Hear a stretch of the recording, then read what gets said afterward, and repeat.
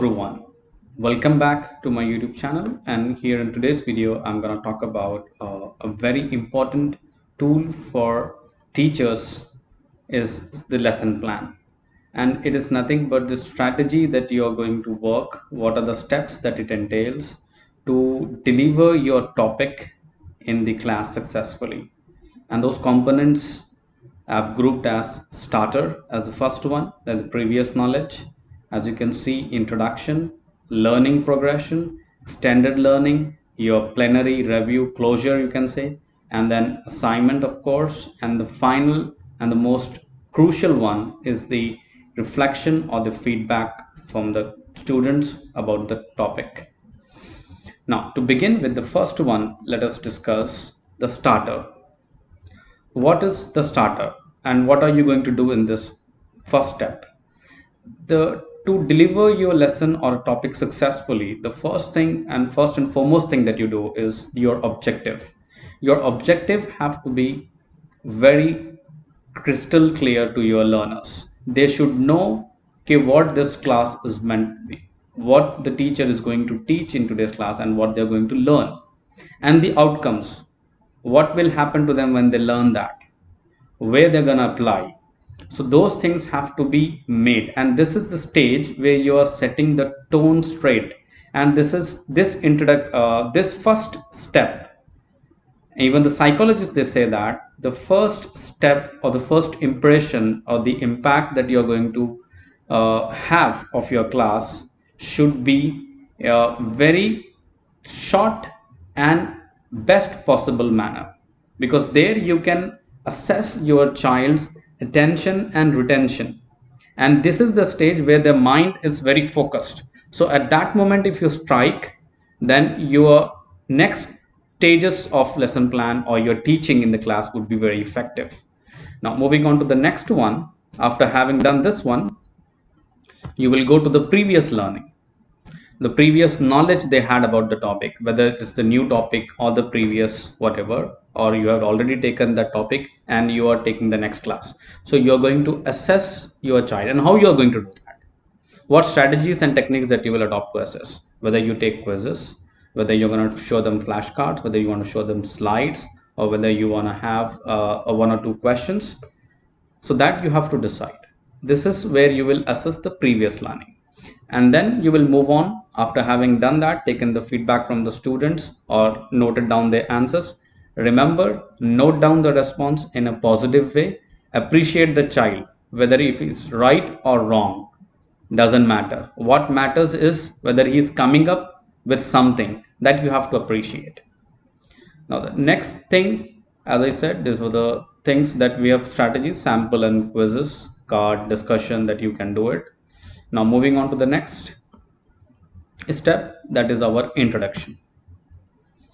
So introduction means basically it's very crucial to elicit the responses by starting the activity you will record, and this is the assessment also that you are doing it for learning.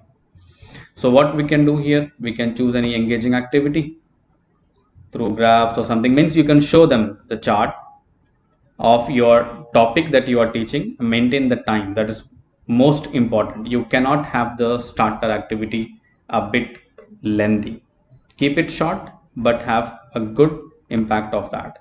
Now moving on to the next one,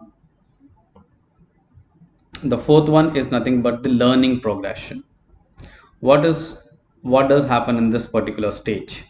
So this is your area, because the teacher will demonstrate or deliver the topic, and then whatever activity that you have designed or kept it to deliver, make it like, if it is suppose, don't prolong it to 5 minutes or more than 5. Keep it short, make it 3 to 5 minutes, 3 to 4 minutes. That's the best. And whatever statement you will deliver and test, you deliver and question, so that you are maintaining your assessing criteria of the topic that you are teaching to the student, so that what happens, his attention is lying very much and he is focused. Now moving on to the next one is the extended learning, and this is the domain or the area for the students, meant for the students, because you will act as just a facilitator here.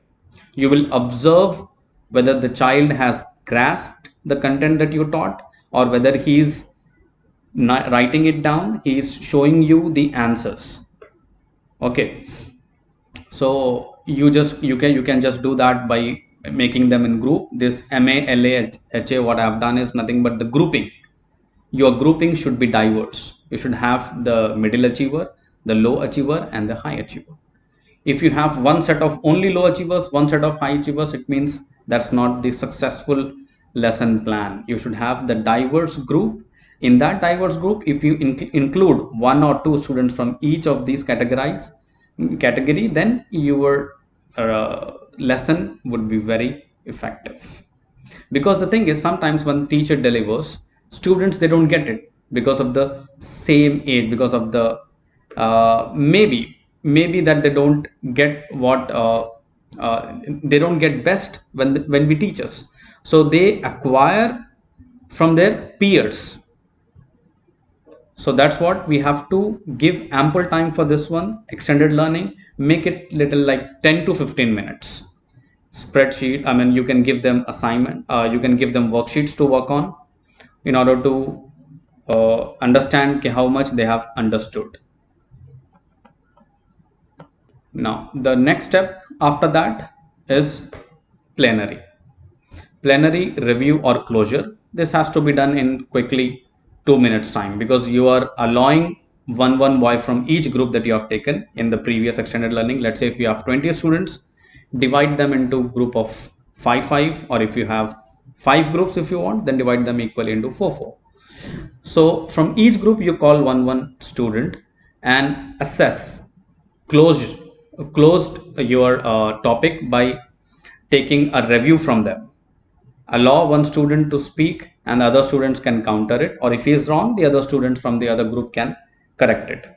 So that is what review plenary would be. And then this will quickly take hardly 1 minute to show the assignment or the homework or any research question that you have given for your students.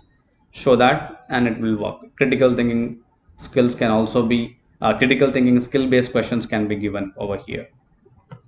And the final thing that we can do is the reflection, as I said. So reflection can be done with by asking or taking the feedback of what went well and what has to be modified for our to prepare for the next class.